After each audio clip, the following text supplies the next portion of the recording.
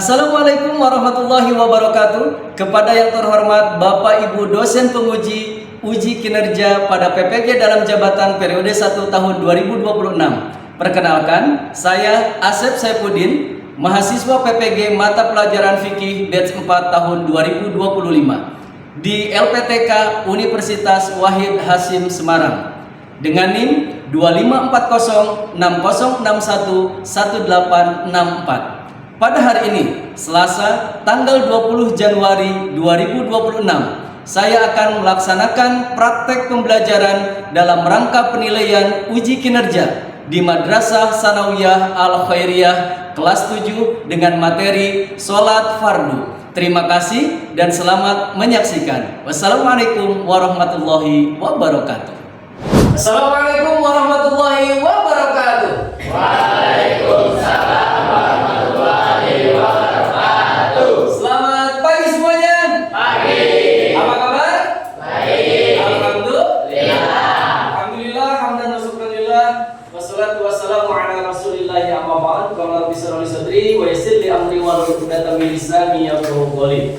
Alhamdulillah, puji syukur pada Allah Subhanahu wa taala, hari ini pagi ini kita bisa kembali berkumpul untuk melanjutkan perjuangan kita di dalam membela mimpi, harapan dan cita-cita kita, sekaligus melanjutkan pembelajaran kita di mata pelajaran fikih.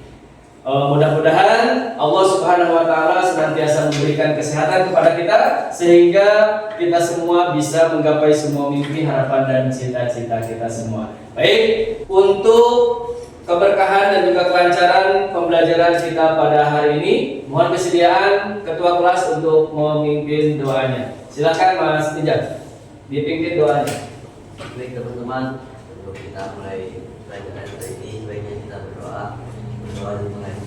Bismillahirrahmanirrahim. Rabbi zidni ilma warzuqni fahman. Ya Allah, tambahkanlah ilmuku dan bertinggilah kecerdasanku. Amin. Baik teman-teman semua, untuk hari ini kira-kira ada yang tidak hadir? Ada? Baik, Bapak absen dulu ya. Hari ini Abid ada? Dir, Ahmad Arya? Al-Fatih? Alita? Anandita? Azka? Baik teman-teman semua, dari 26 yang tidak hadir hari ini 3 orang dikarenakan sakit. Kita doakan mudah-mudahan teman kita, sahabat kita segera Allah angkat penyakit serta rasa sakitnya dan Allah ganti dengan kesembuhan yang sempurna dan paripurna. Amin ya rabbal alamin. Nah, untuk selanjutnya seperti biasa, untuk menambah kecintaan kita kepada bangsa dan negara yang kita cintai, maka kita menyanyikan lagu nasional terlebih dahulu. Oke, silakan biar sama semangat berdiri. Kobarkan api kecintaannya kepada negara kita. Bapak silakan berdiri. Oke. Tangannya.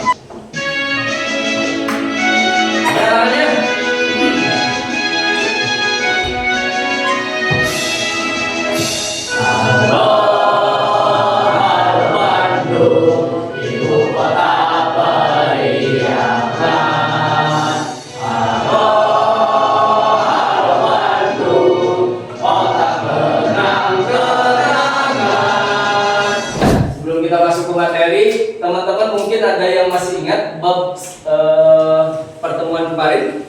Bapak yang kita pelajari materi apa? Materi toharoh. Toharoh itu adalah apa? Bersuci, baik dari hadas kecil, hadas besar, dan juga dari najis. Nah, setelah kita memahami semua ya bagaimana cara kita bersuci, karena tentu Allah itu suci dan mencintai mencintai kesucian. Nah, baik teman-teman semua, anak-anakku yang mencintai, untuk hari ini kita akan membahas bab yang sangat luar biasa ya, yang akan kita bahas materi pertemuan kali ini.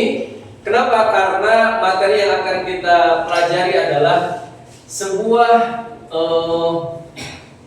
ibadah yang akan menjadi bukti kecintaan kita kepada Allah Subhanahu wa taala. Nah, pada pelajaran ataupun materi kali ini tentang sholat fardu, maka kita akan membahas terkait syarat, rukun dan juga sunnah-sunnah sholat dengan tujuan ataupun harapan dari dilaksanakannya pembelajaran. Pertama, diharapkan teman-teman anak-anak semua bisa menjelaskan pengertian dasar hukum serta membedakan syarat wajib, syarat sah, rukun dan juga sunnah-sunnah sholat. Kemudian diharapkan anak-anak semua mampu mengidentifikasi ataupun menjelaskan daripada rukun sholat itu mana yang termasuk rukun qauli, mana yang termasuk rukun qauli, dan mana yang termasuk rukun fi'li. Sebelum kita masuk ke pertemuan ke materi, teman-teman bisa menyimak video yang akan saya putar ya. Kemudian nanti teman-teman bisa menulis ataupun menyimak hal-hal apa saja yang ada di video ini yang mungkin teman-teman perlu didiskusikan ya. Baik, silakan disimak terlebih dahulu. Masya Allah, ternyata Neng Lela udah cantik, manis, soleha pula. Sholatkan, biar kelihatan anak soleh di mata Neng Lela. Siapa tahu bisa membuka hati dan perasaannya. Allahu Akbar. Bismillahirrahmanirrahim. Alhamdulillahirabbil alamin. Loh, Neng Lela kok udah gak ada? Kemana dia? Aku harus buru-buru selesai nih.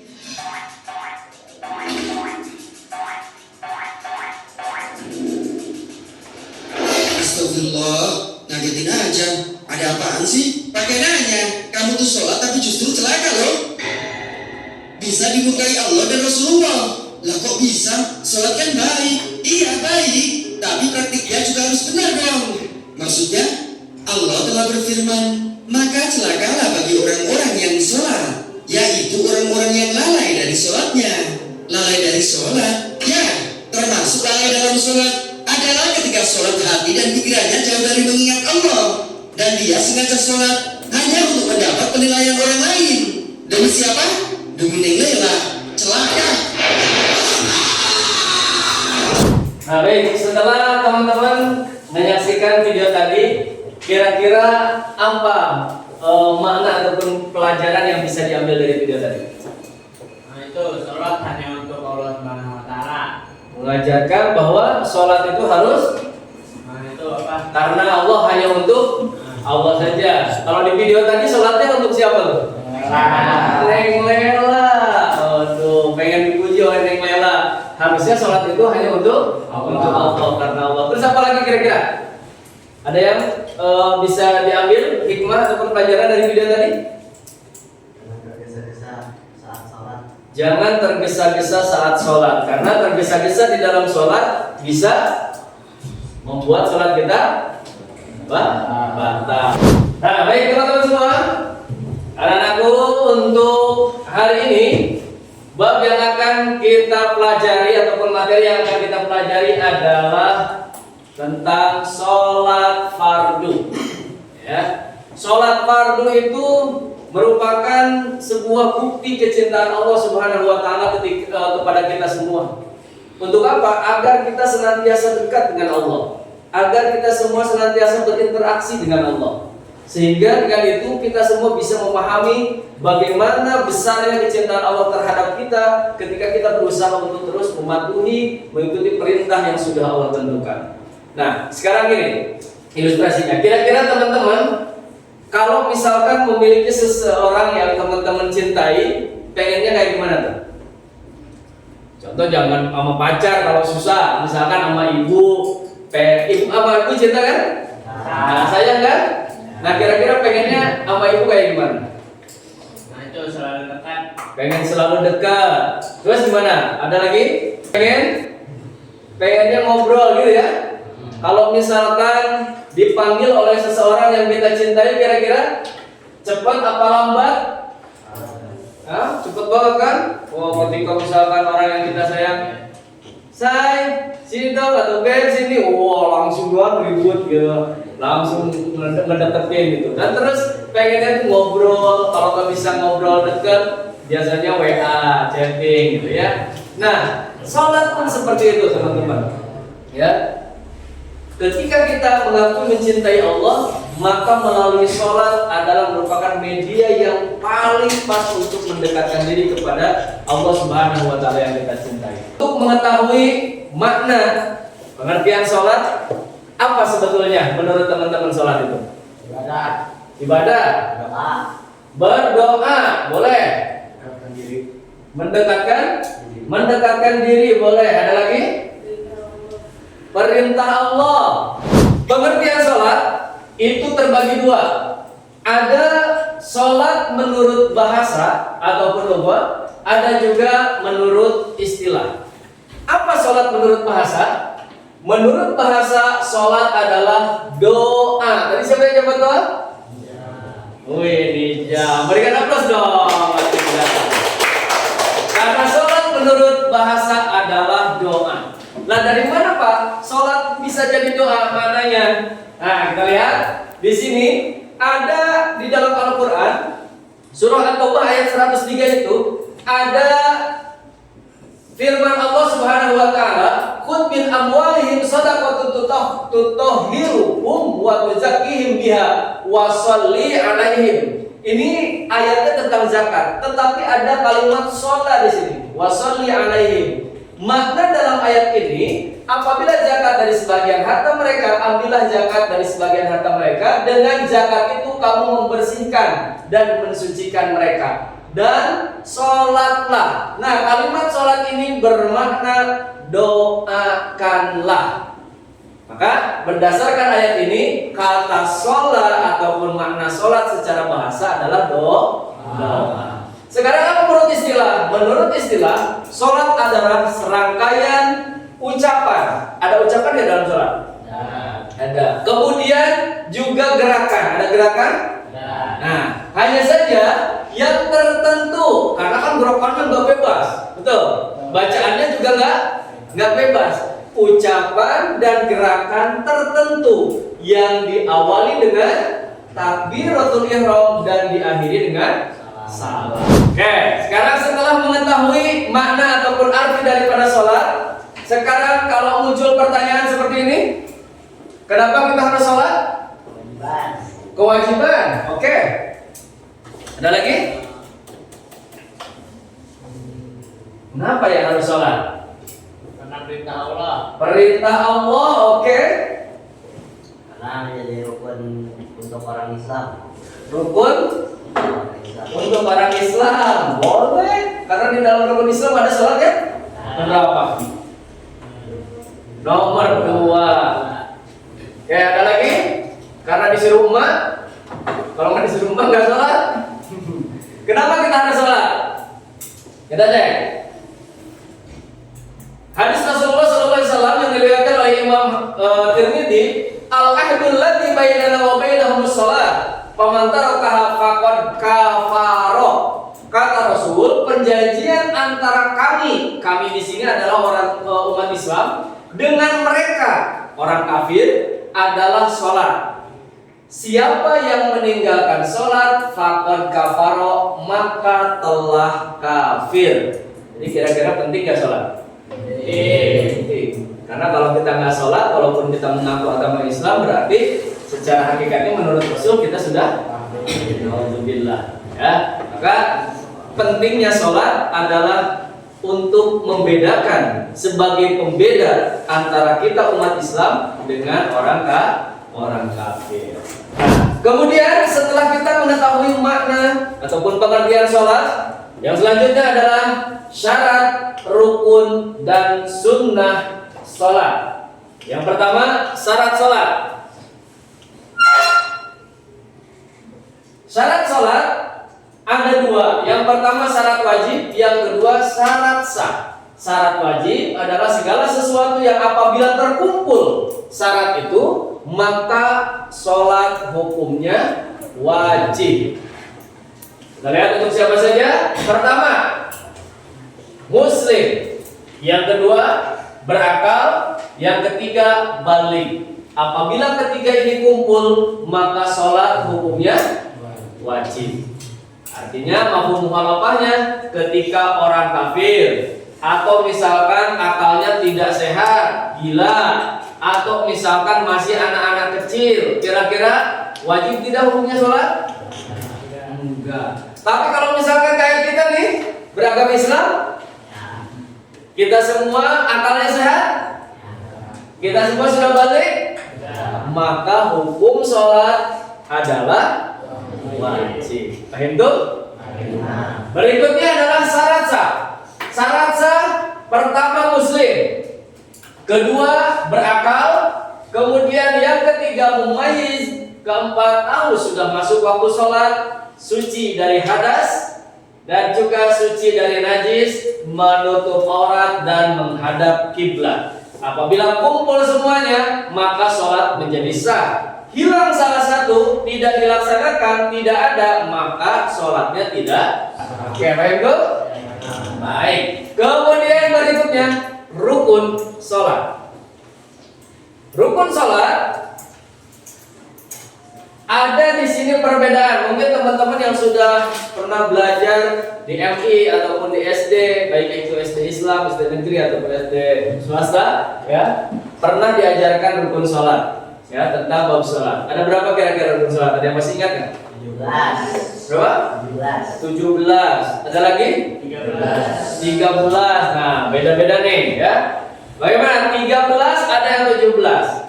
Kedua-duanya benar, ya. Karena ada perbedaan di sana. Nanti kita lihat perbedaannya. Kenapa bisa 17 ataupun 13? Nah, di sini yang membedakan 17 dan 13. Yang berpendapat tadi 13 ini semua yang kuning. Ini 13. 1, 2, 3, 4, 5, 6, 7, 8, 9, 10, 11, 12, 13. Hanya saja kalau yang mengucapkan 13, yang berpendapat 13, maka ini digabung. Jadi artinya rukun yang kelima adalah ruku dan tumanina. Iktidal dan tumanina. Sujud dan tumanina. Duduk di antara dua sujud dan tumanina. Kalau yang 17 itu dipisah. Iktidal, mana? Niat, takbiratul ihram, berdiri, al-fatihah, ruku, tumanina dalam ruku, iktidal, tumanina dalam iktidal, gitu ya. Sujud, tumanina dalam sujud, duduk di antara dua sujud, tumanina duduk di antara dua sujud. Jadi seluruhannya 17. Jadi yang kalau kuning doang berarti 13, kalau ininya kalau 13 berarti harus digabung, kalau mau dipisah berarti yang 17 tadi yang benar. Bisa dipahami? Oke. Coba kalau misalkan Bapak tunjuk kemudian kalian bilang termasuk rukun fi'li, qauli atau qalbi. Qalbi itu apa tadi? Hati, qauli, ucapan fi'li. Oke. Kira-kira niat masuknya mana? Qalbi, takbiratul ihram. Berdiri. Al-Fatihah. Qauli, ruku. Oke, berarti teman-teman di samping sudah tahu rukun sholat juga bisa membedakan mana yang fi'li, mana yang qauli dan mana yang qalbi. Sebelumnya sambil nanti langsung kita membuat kelompok. Ya coba kita ice breaking dulu. Acungkan tangannya. Ya, ya. Oke. Nah, sekarang saya minta kalau saya bilang tulis angka 1. Angka 1 ya. Gimana angka 1? Tulis angka 2. Walaupun ternyata kalau angka 1 sama, nggak ada yang dari bawah ke sini, semuanya dari sini ke sini. Tapi ketika angka 2 ada yang begini, ya, ada yang begini. Oke. Nah, sekarang sesuai instruksi dari saya, coba angkat tangannya, angkat ibu jarinya, telunjuknya, mohon maaf. Tulis angka 1, angka 2, oke, angka 3, angka 4. Nah, coba yang agak beda nih, angka 9. Nah, ada yang dari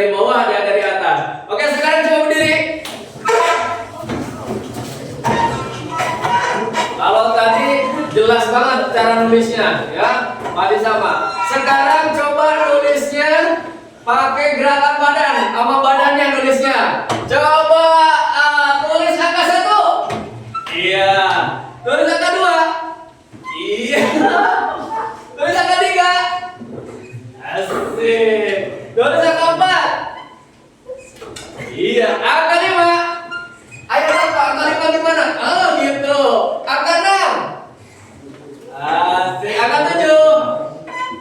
Angka 8. 9. Iya. Oke. Kita masuk kelompoknya.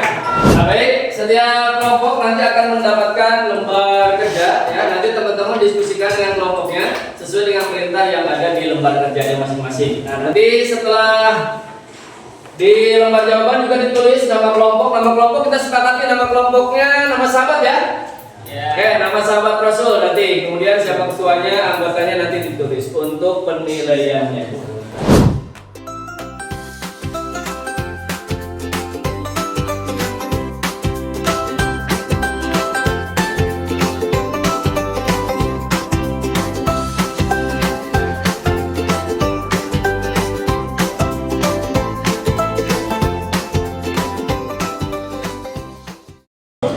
Oke teman-teman, kalau sudah silakan presentasikan ya, hasil daripada diskusi masing-masing sesuai kelompoknya. Untuk presentasi yang pertama kelompok kita ajak kelompok 3 dulu. Ya kelompok 3. Assalamualaikum warahmatullahi wabarakatuh. Waalaikumsalam warahmatullahi wabarakatuh. Perkenalkan, kami dari kelompok Abu Bakar. Nama saya Intan, juga saya ada Revi. Lalu ini Dita, Alisa, dan Maya. Kali ini kami akan membacakan hasil diskusi yang telah kami selesaikan. Dia bertanya, kelompok Abu Bakar bagi kelompok Bilal bin Rabah. Teman saya lagi sholat, tapi sholatnya buru-buru. Apa hukum sholatnya? Apakah batal atau tidak? Mohon dijawab. Ya, izin menjawab. Jadi jawabannya sholatnya tidak sah karena salah satu rukun sholat adalah tumanina. Bagaimana? Tidak? Cukup? Dijawab. Cukup. Ya, silakan ditutup. Sekian dapat kelompok kami sampaikan. Wassalamualaikum warahmatullahi wabarakatuh. Waalaikumsalam warahmatullahi wabarakatuh. Berikan opas untuk kelompok 3, kelompok Abu Bakar. Assalamualaikum warahmatullahi wabarakatuh. Waalaikumsalam warahmatullahi wabarakatuh. Perkenalkan, kami dari kelompok Ali bin Abi Thalib akan menyampaikan hasil diskusi kami, yaitu rukun gerakan atau bacaan di dalam sholat. Pas sebelum sholat buang angin, terus pas sholat lupa ingatnya di pertengahan sholat, itu sholatnya harus berhenti dan batal atau dilanjutkan saja. Nah, bisa dipahami pertanyaannya? Oke, silakan dijawab. Baiklah, kamu jawab. Jawabannya adalah batal karena syarat sahnya sholat adalah bersih dari hadas besar dan hadas kecil. Untuk termasuk ke dalam salah satu hadas kecil, maka harus berwudu kembali. Oke, gimana? Cukup? Oke, silakan ditutup kelompok 3. Sekian dari kelompok kami. Tidak ada kesalahan, mohon dimaafkan. Assalamualaikum warahmatullahi wabarakatuh. Waalaikumsalam warahmatullahi wabarakatuh. Baik teman-teman, terima kasih untuk hasil diskusinya ya. Tadi semua kelompok sudah menyampaikan daripada hasil diskusi, mempresentasikan, kemudian bertanya dan juga mampu menjawab setiap pertanyaan. Jadi kalau misalkan saya ambil garis besarnya, semua teman-teman pada dasarnya sudah bisa memahami dari materi yang kita pelajari bersama. Baik, sebelum ditutup, kira-kira kalau misalkan ditanya apa pengertian sholat, jawabannya apa? Sholat menurut bahasa? Doa. Sholat menurut istilah?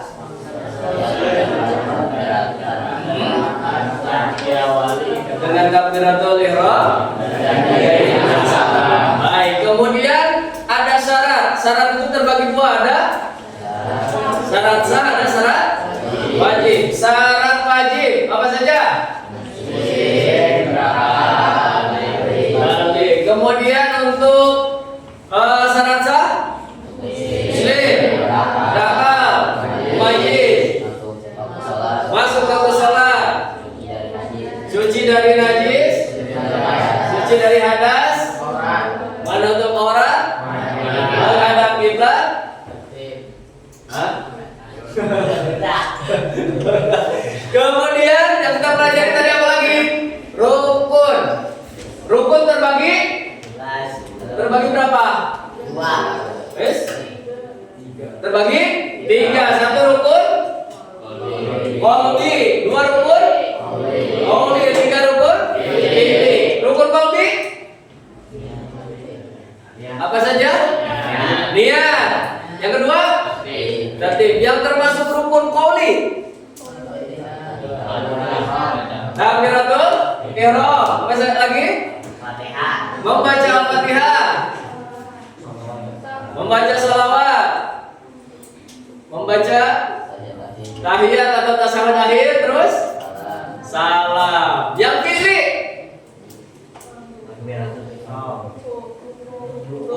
ruku, terus tidak boleh dipisah, boleh digabung. Apa lagi? Berdiri, terus apa lagi? Sujud.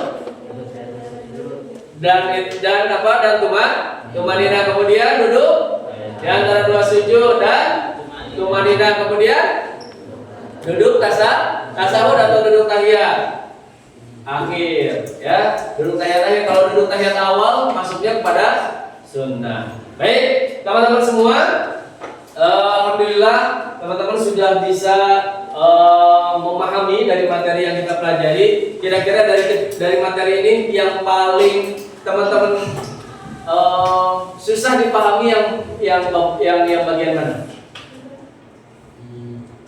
Atau semuanya bisa? Bisa ya, karena ini merupakan materi yang memang setiap hari kita laksanakan. Bahkan kita laksanakannya berapa kali? Minimal 5 kali. Belum lagi kita ditambah duhanya, ditambah sunnah rawatibnya, qobliyah badiyah, dan juga sunnah-sunnah yang lain. Biar nempel ya, untuk rukun sholat kita rangkum menjadi sebuah lagu dengan nada yang tentu kalian sudah hafal betul ya nadanya. Ada yang pernah dengar Qala Muhammadun huwa ibnu Maliki itu? Hafal ya? Oke, sekarang kita ganti liriknya dengan rukun sholat ya. Tadi sudah dicatat kan ketika penyampaian materi? Oke, yuk kita mulai. Ya, siap ya. Dilihat catatannya boleh, sambil lihat catatan boleh. Yang tadi dicatat boleh. Tentang rukun sholat. Ada berapa? Kita ambil yang 17, oke? Baik, siap. Wahid, Isnin, Salasa. Rukun sholat 17 semuanya. Yang pertama niat di dalam hatinya. Dua sempurna takbiratul ihramnya. 3 berdiri pada sholat fardunya. Keempat harus membaca Fatihahnya dengan takbir sesuai hukum tajwidnya. 5 rukun dengan ruku yang sempurna. 6 tumanina di dalam rukunya. 7 kamu ruku iktidal namanya. 8 tumanina di iktidalnya. 9 sujud lakukan 2 kali. Ke-10 tumanina di sujudnya. 11 sujud antara 2 sujud. 12 tumanina